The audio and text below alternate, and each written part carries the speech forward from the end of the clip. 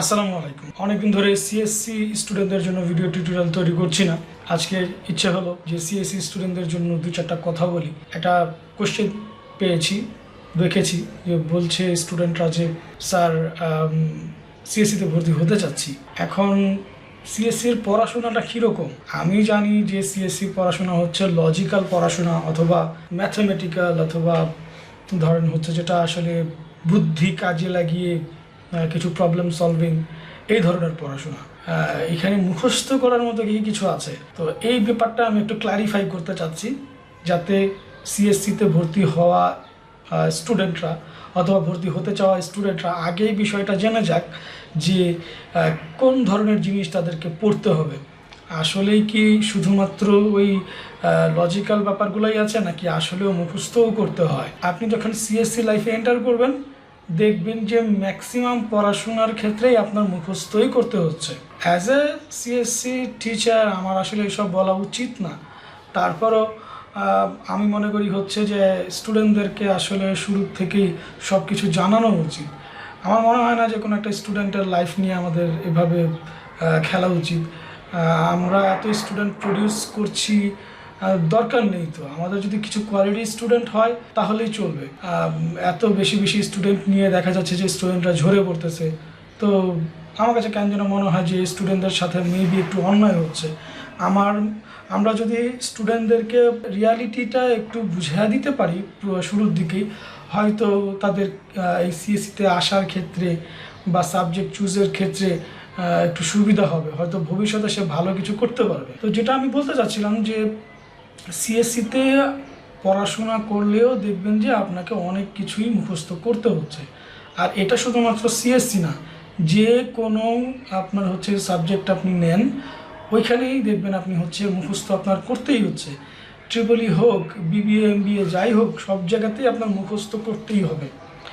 এখন কিছু কিছু জিনিস আছে যেগুলো মুখস্থ করাটাও জরুরি, নইলে আসলে এমনিতেই আপনাকে ওই সাবজেক্টগুলো দেওয়া হচ্ছে না, পড়তে দেওয়া হচ্ছে না।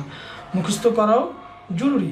কোনো ক্ষেত্রে দেখা যায় যে কিছু কিছু জিনিস আপনি বুঝতেছেন না একটা সেমিস্টারে, কিন্তু দেখবেন যে 2টা সেমিস্টার পরে অন্য একটা সাবজেক্টে যখন পড়তে শুরু করবেন, তখন বুঝতে পারবেন যে আসলে কেন আমি ওই জিনিসটা মুখস্থ করেছিলাম। তখন হয়তো জিনিসটা ক্লিয়ারলি বুঝে যাবেন যে আসলে কনসেপ্টটা কী, আর কেন আমি ওইখানে পড়েছিলাম, ওইটার সাথে এটার সম্পর্ক কী। ঠিক আছে?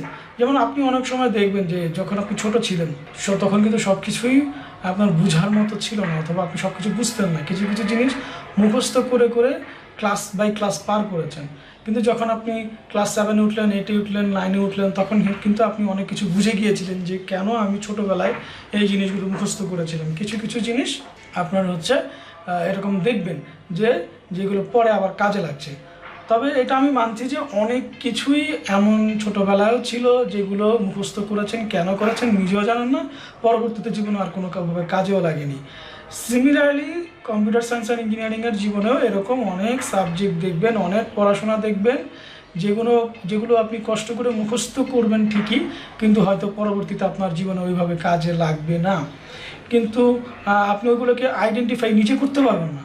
কোনো একটা টিচার হয়তো আপনাকে ওই জিনিসটা বলতে পারবে যে হ্যাঁ, এই জিনিসটা বা এই টপিকটা তোমার জীবনে পরবর্তীতে লাগতে পারে। আবার তাই এখন তুমি যদি নাও বুঝো, মুখস্থ করে ফেলো, যাতে পরবর্তীতে তুমি হচ্ছে যখন এটা নিয়ে আরও কাজ করবা, তখন মানে একবার দেখলেই যেন বুঝে ফেলতে পারো বা শিখে ফেলতে পারো। ঠিক আছে? তো এটা আসলে আপনি নিজে নিজে করতে পারবেন না যে কোন জিনিসটা বাদ দিব, কোনটা মুখস্থ তাই ভাল লাগছে না বাদ দিয়ে দিলাম, এটা আপনি নিজে নিজে করতে পারবেন না। আপনার একজন টিচারের দরকার আছে, যে টিচার আপনাকে এই জিনিসটাকে বুঝাই দিবে যে এই জিনিসটা তোমার যদি কষ্টও হয়, তোমার মাথায় যদি এই মুহূর্তে নাও ঢুকে, তুমি মুখস্থ করে ফেলো বাবা, পরবর্তীতে এই জিনিসটা কাজে লাগবে। তো এখন যদি তুমি মুখস্থ না করো, পরে তোমার আবার মুখস্থ করে বোঝা লাগবে, তখন তোমার পক্ষে আর এই বার্ডেনটা নেওয়া পসিবল হবে না। এখন তুমি যদি মুখস্থ করে কোনোভাবে নোট করে সাজায় রাখো, পরবর্তীতে দেখবে যে ওই জিনিসটা যখন আর একটা আপডেটেড বা লেটেস্ট কোনো একটা কিছু নিয়ে কাজ করতে যাবা, দেখবা যে লিঙ্ক তৈরি হচ্ছে একটা, তখন আবার ঠিকই বুঝে যাবা। এই জন্য বলতেছি যে অনেক কিছু আছে সিএসসি লাইফে যেগুলো মুখস্থ করাই লাগবে, কোনো উপায় নাই। ঠিক আছে? তবে এই ক্ষেত্রে যদি একজন টিচারের হেল্প নেওয়া যায় যে স্যার এই সাবজেক্ট তো দেখতেছি আমি সবই মুখস্থ, এখন আমার পক্ষে তো সব মুখস্থ করা সম্ভব না, আমি তো জীবনে এইটা হইতে চাই, তাহলে আমার কি এই জিনিসটা মুখস্থ করার দরকার আছে? তখন হয়তো ওই টিচারটা আপনাকে বলে দিবে যে যেহেতু তোমার টার্গেট এইটা, তাইলে তুমি এই সাবজেক্টের সব মুখস্থ করো না, কিন্তু এই 5টা 10টা জিনিস কোনোভাবে মিস দিও না, এই 5টা 10টা জিনিস শিখে রাখো। কারণ কোনো দিন যদি তুমি অন্য লাইনে যাও অথবা সেম প্রফেশনেও থাকো, তোমাকে কোনো না কোনোভাবে এই জিনিসগুলো কেউ না কেউ জিজ্ঞেস করে বসবে অথবা দরকার পড়ে যাবে। তো এই জিনিসগুলো কিন্তু একজন টিচারের পক্ষে পসিবল, আপনার পক্ষে পসিবল না। এই জন্য বলবো অলওয়েজই যে ইনস্টিটিউটেই থাকেন না কেন আপনি, সেই ইনস্টিটিউটের ভালো টিচারদের সাথে, অভিজ্ঞ টিচারদের সাথে একটা ভালো সম্পর্ক রাখবেন, যাতে করে যে কোনো বিপদ আপদে তার সাথে যোগাযোগ করলে সে যেন আপনাকে সঠিক গাইডলাইনটা দিতে পারে।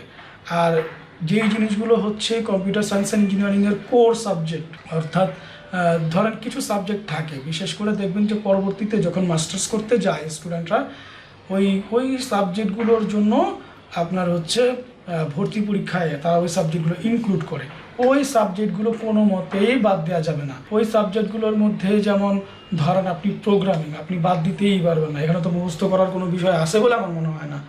তারপরে হচ্ছে আপনার ডাটাবেস, কম্পিউটার নেটওয়ার্কটা অনেকেই মুখস্থ করে, ম্যাক্সিমামই মুখস্থ করা লাগবে অনেক কিছু কম্পিউটার নেটওয়ার্কে, কিন্তু কম্পিউটার নেটওয়ার্কের অনেক কিছুই আছে যেগুলো আপনাকে বুঝতে হবে, যেমন সাবনেটিংয়ের ম্যাথগুলো আছে, ওইগুলো বুঝতে হবে কীভাবে সাবনেট করে।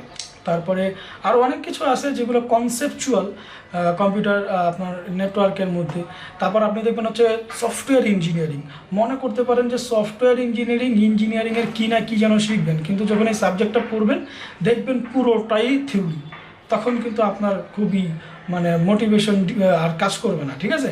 তখন মনে হবে যে আমি কই আসলাম, কি শিখতে আসলাম কম্পিউটার সায়েন্স অ্যান্ড ইঞ্জিনিয়ারিংয়ে, আর কি শিখাইতেছে আমারে, ঠিক আছে?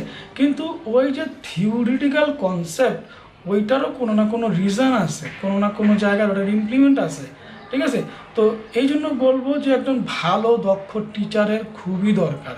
শুধুমাত্র যদি মুখস্থ করে যান তাহলে একটা না একটা পর্যায়ে গিয়ে হতাশ হয়ে যাবেন, বোর হয়ে যাবেন। তো আমি বলবো যে লাগলে একটু কম পড়েন, একটু কম মুখস্থ করেন, কিন্তু কাজের জিনিস মুখস্থ করেন, বুঝে হোক না বুঝে হোক কাজের জিনিস মুখস্থ করে ফেলেন, যাতে পরবর্তীতে কোনো না কোনো সময় আপনার হচ্ছে ওই জিনিসটা আপনি ইমপ্লিমেন্ট করতে পারেন, অথবা পরবর্তীতে কখনো যদি দরকার হয় সাথে সাথে যেন বুঝে ফেলতে পারেন।